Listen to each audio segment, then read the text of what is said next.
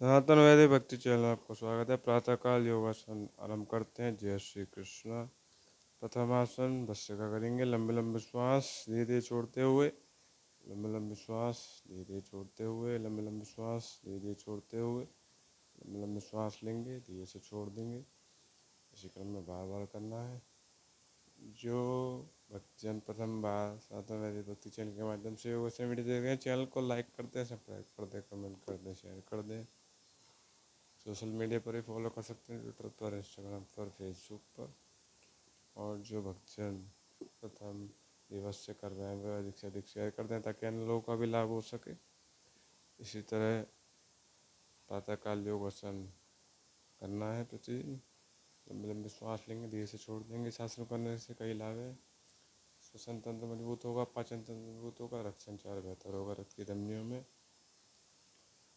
और ऊर्जा का संचार होगा, जल्दी थकावट नहीं होगी और अन्य आदि लाभ है। इसी प्रकार प्रातःकाल करते रहिए, आपको लाभ ही लाभ होगा।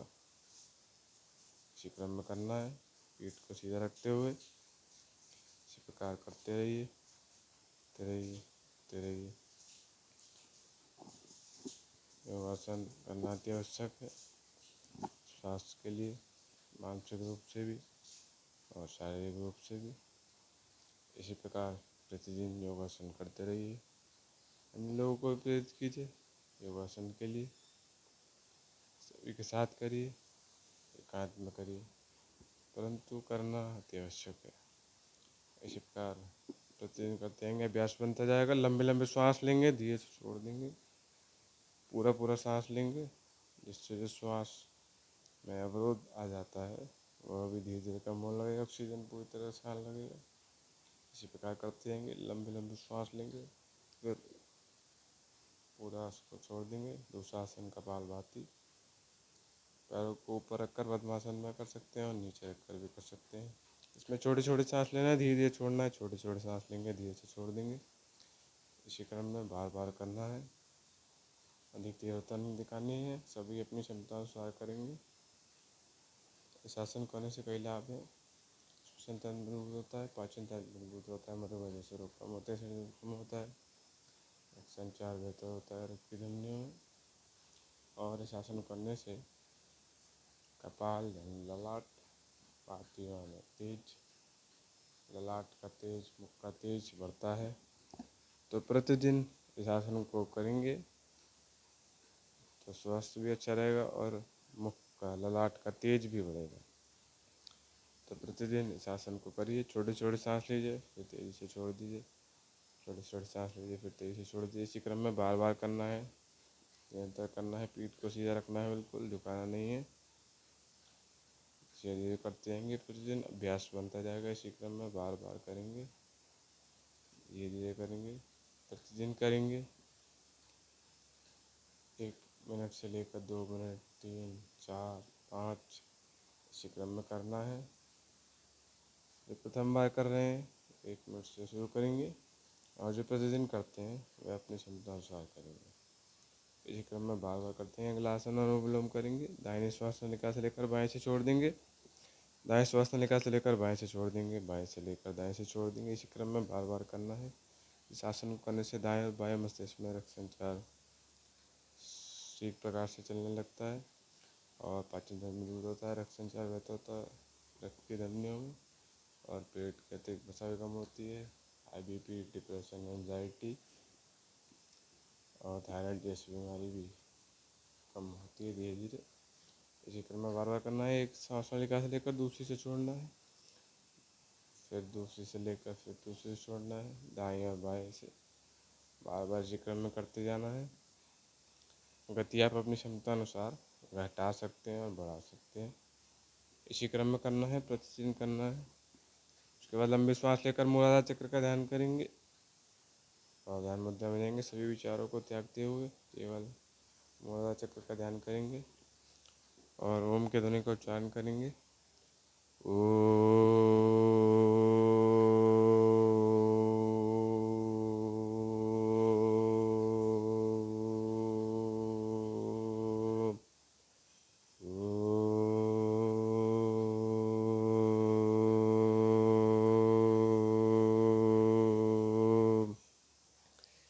इसी प्रकार प्रतिदिन ध्यान मुद्रा में आपको बैठना है।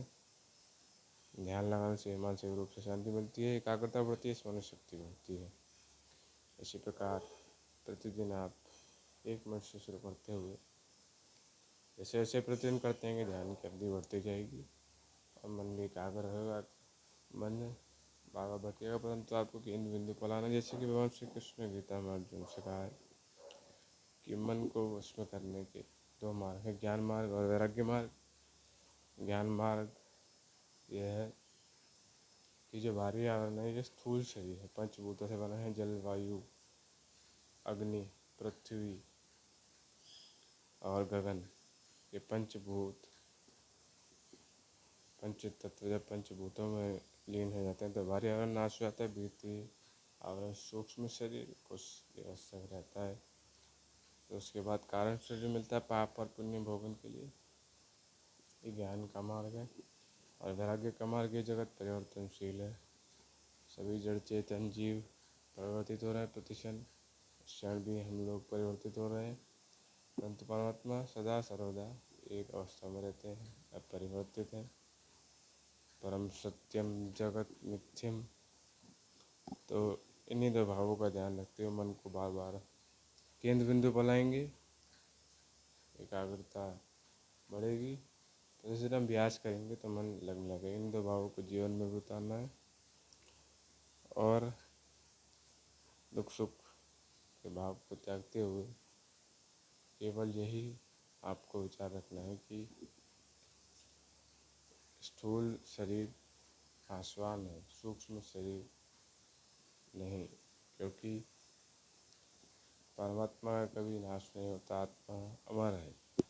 तो आपको इसी भाव का ध्यान रखना है कि आप शरीर जो है एक वस्तु के समान है, आप एक आत्मा है। ये बाहरी आवरण है, इसका नाश हो जाएगा, परंतु आपको आत्म तत्व का ध्यान रखते हुए मोह माया से बचते हुए ब्रह्म चिंतन में लगे रहना है। प्रभु का ध्यान करते रहना है। अन्य कार्यों के साथ साथ प्रतिदिन करेंगे इसी प्रकार। आसन को भी जीतना है। योगासन में आसन को जीतना भी अति आवश्यक है। एक अवस्था में बैठने का अभ्यास आपको होना चाहिए, अन्यथा अधिक देर तक योगासन नहीं हो पाता। इसके बाद हाथों को घिसते हुए जब तक गर्म हो जाए आँखों पर रखेंगे 10 से 15 सेकंड। आँखों की ज्योति बढ़ेगी, इससे कुछ देर रखेंगे। केवल ढकना है, दबाना नहीं है, ढकना है केवल। कुछ सेकंड रखेंगे, फिर धीरे से हटा लेंगे, धीरे से हटा लेंगे। फिर गर्दन को दाईं और बाईं ओर घुमाएंगे, धीरे धीरे गर्दन को घुमाएंगे, दाईं ओर फिर बाईं ओर, आगे और पीछे भी दोनों तरफ घुमाएंगे धीरे धीरे।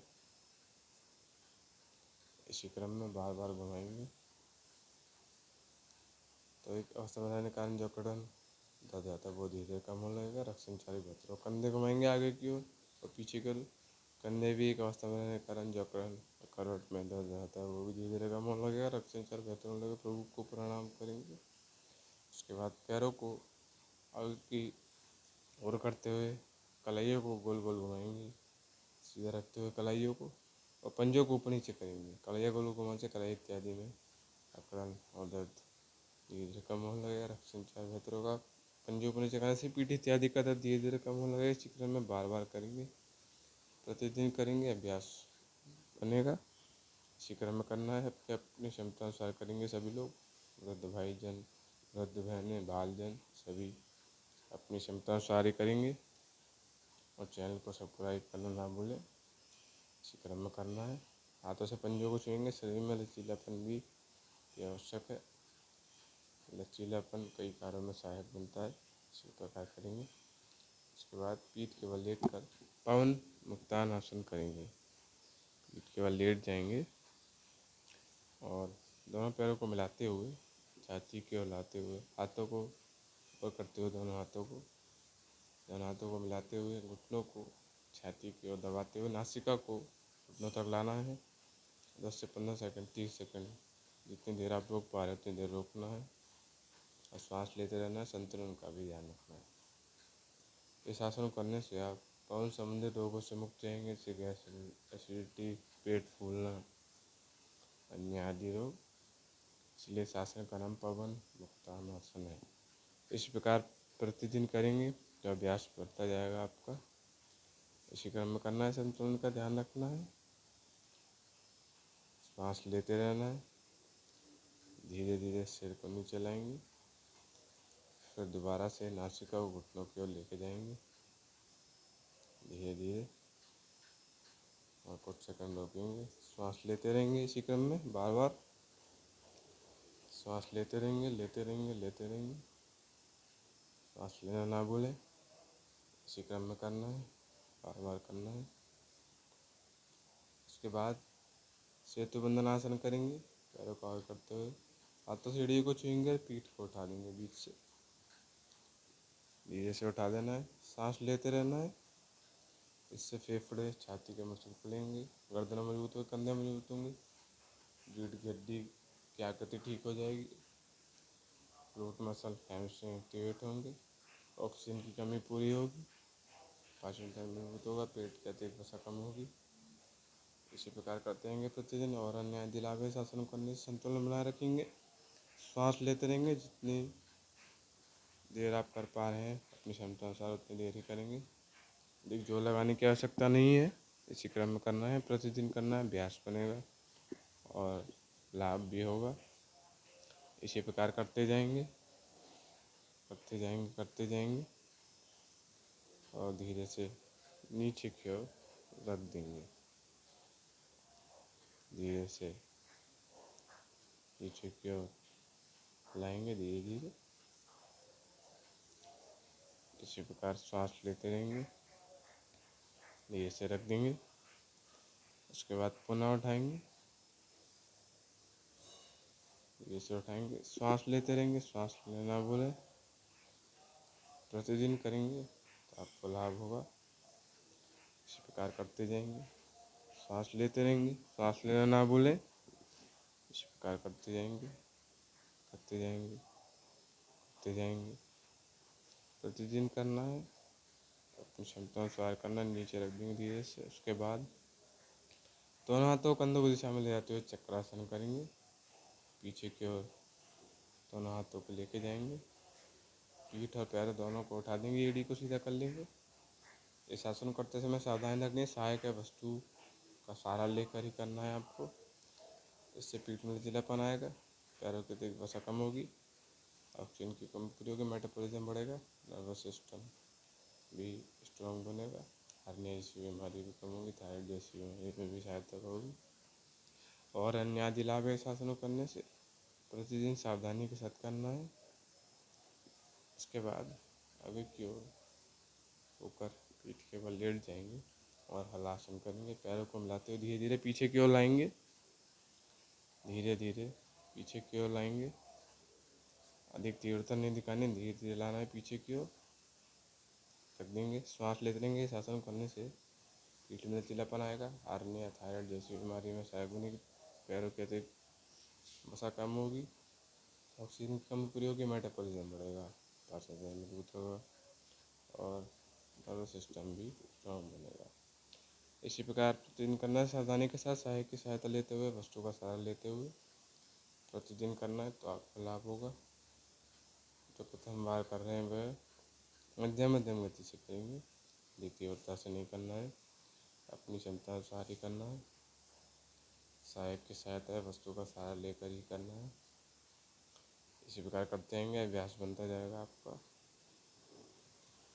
उसके बाद धीरे से उठते हुए उत्थान आसन करेंगे। पैरों को एड़ी के बल रखते हुए, हाथों कंधों की दिशा से लाते हुए एड़ी पर रख देंगे, पीठ को झुकाएंगे पीछे की ओर।